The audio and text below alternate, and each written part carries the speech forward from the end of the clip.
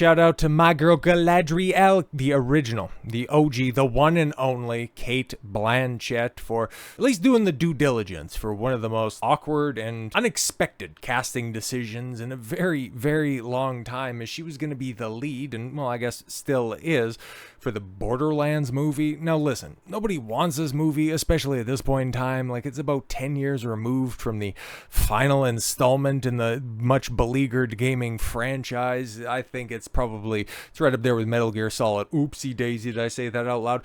As the most overrated gaming franchise in history. This would have been far more popular years ago, but I guess there's been some development woes when it comes to this, and I guess, casting Cate Blanchett and Jamie Lee Curtis, Kevin Hart would have made a lot more sense in the mid-2010s when they were, I don't know, not eligible for AARP. But I digress, because, like I said, I gotta give Cate Blanchett her flowers on this one, because she did her due diligence for this role, okay? Borderlands turns Cate Blanchett into a gunslinger. I got really absorbed in that world, and shout out to her for that. For all that Cate Blanchett has done throughout her career, playing elves, nefarious psychologists, maniacal music conductors, and more. She's rarely had a chance to go in all guns blazing. Yeah, because outside of very few people that probably work at Amazon Prime, they never seen Cate Blanchett as an action star, but okay. But that changes with Borderlands. Blanchett leads the cast of Eli Roth's, what do I want to mix all these names? A long-awaited video game adaptation. Is it really long-awaited, or did everybody look at that and go, oof, okay. Playing a gun-toting space outlaw Lilith, the leader of a ragtag crew on a deadly mission, heading to her home planet of Pandora. And as it turned out, is something she enjoyed immensely. The gunslinging stuff was so much fun, Blanchett tells Empire. Now, normally we deride actors and actresses for their incredibly poor taste interviews, but Cate's a pro, man, okay? I gotta give her flowers, like I said, even though I'm not looking forward to this film at all whatsoever, and I'm not gonna see it. I'm just looking forward to it obviously bombing the way that it will, but I want nothing but the best for her. It might not be the sort of role you expect Blanchett to play. I know, right? But that, she says, was part of the appeal. The crazy asks are usually the things I gravitate towards, the things that I could never conceive of. I think there are many, or there also may have been a little coof madness, really.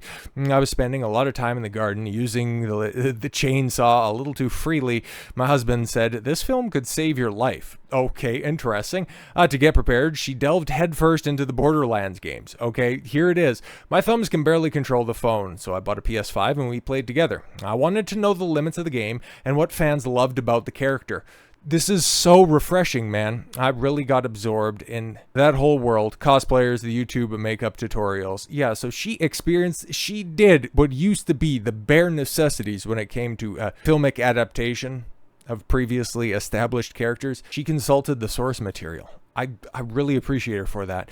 It's just unfortunate and in service of something that's going to be a complete joke, because, okay, cool, we heard from the lead actress.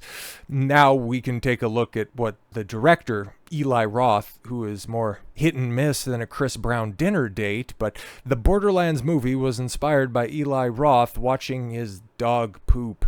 Oh no, this is setting up things to come, right? Horror director Eli Roth might be known as a purveyor of torture, yes, corn movies like Hostel and Cabin Fever, but he has a soft side when it comes to animals. Speaking to Total Film about his holiday slasher Thanksgiving, he confessed to having a problem with movies where a murder victim is a pet. Interesting. Roth has a pet of his own, a French bulldog, when it came to the inspiration he needed when pitching a Borderlands movie to Lionsgate. Whenever I take her for a walk and she has to go to the bathroom, she won't let me look at her. Okay, so that's the way that you wanted to approach her movie. Whenever it's up on the screen, you don't want anybody to look at it? All right. The one day I filmed her. You filmed it. Okay. And she had this really shy look on her face, and I was like, that's Claptrap. Oh my god. Well, normally the shit comes out of Claptrap's mouth, or speaker, I guess. It's a robot after all. So I can see where you're coming from. Claptrap, voiced by Jack Black. Again, this movie is everything that's wrong or was wrong with 2010's movies casting as a clunky one-wheeled robot with a bubbly personality, yellow paint, that made him a convenient target for the bored bandits in the rough and tumble planet of Pandora. After learning that Claptrap can be shot hundreds of times without dying, Roth considered the logistics of this and sold his movie to the executives with a scene where Claptrap has to expel spent bullets from his rear, the shameful demeanor of a pooping Frenchie. That was my pitch to Lionsgate. They were laughing so hard. And there it is, realized in the trailer. Borderlands has had a long road to the big screen. Yeah, let's talk about some of these production snafus, shall we? Having first been announced back in 2015, when it would have been more appropriate. 7 screenwriters are credited for additional literary materials, previous drafts, so it's about at the same level of rewrites as the Blade MCU film, and the final film screenplay credited to Roth and a mysterious co-writer called Joe Crombie, who has no other credits. It was speculated that this was a pseudonym for Chernobyl creator Craig Mazin. Okay, I hear really good things about Chernobyl, and if he was a creator behind that, there could be some hope to this. Okay, who was attached to the project at one point, but Mazin himself has denied this. Oh, okay. The version of Borderlands that ultimately got the green light has a scene where Claptrap acts as a decoy and gets pumped full of lead. To nail down the logistics of this, Roth turned to Randy Pitchford, CEO of video games developer Gearbox Studios. Yes, the brain behind the operation at Gearbox that brought you such wonderful dialogue and such wonderful characters as the Butt Stallion. What happens to the bullets? Roth recalls asking him. Randy goes, I don't know. I go, I guess he could, crap out the bullets like we're in a Mel Brooks movie. Oh, great. Okay. You don't get it, guys. It's Borderlands. It's supposed to be stupid. Are we going to see the same defenses for this from all the insipid Borderlands fans? Is that we're run back for the Fallout TV show? Is that what we're going to be greeted to in the next couple of weeks when this thing ultimately drops out like shells out the back of Claptrap? Yes, he could, and I felt that we needed to see that. Apparently, assuming that Claptrap pooping bullet scene would be a clincher for the audience as well, Lionsgate placed the comedic post-title stinger at the end of the trailer for Borderlands. The response to it has been decidedly mixed, with some arguing, yes, it's in line with the toilet humor of the games. I would agree. And others simply saying it's not funny, it goes too far, and it goes on far too long. Something else that I would agree about Borderlands. But as far as Roth is concerned, that scene is everything. This is a movie where the robot gets shot, has to expel bullets, and you're just watching our hero, Cate Blanchett, going, is this really happening? I thought it was an action hero, and he just hijacked my movie. The absurdity of that. Then having Jack Black milking that gag, that was the movie to me. Borderlands is excreted onto cinema screens August the 8th. And well, there's test screenings that are out there because this thing, after years and years of production hell, has finally, I don't know, what's the equivalent of a movie going gold? Is it still going gold? That's a term that they normally reserve for gaming. So perhaps it's apropos for a video game adaptation, but terrible and unfunny. The upcoming Borderlands movie is getting crucified in early reactions. A particular early reaction of the movie comes via Daniel Richman, infamous scooper in these parts. That's not good, okay? Terrible and unfunny. I mean, you look at that cast right there.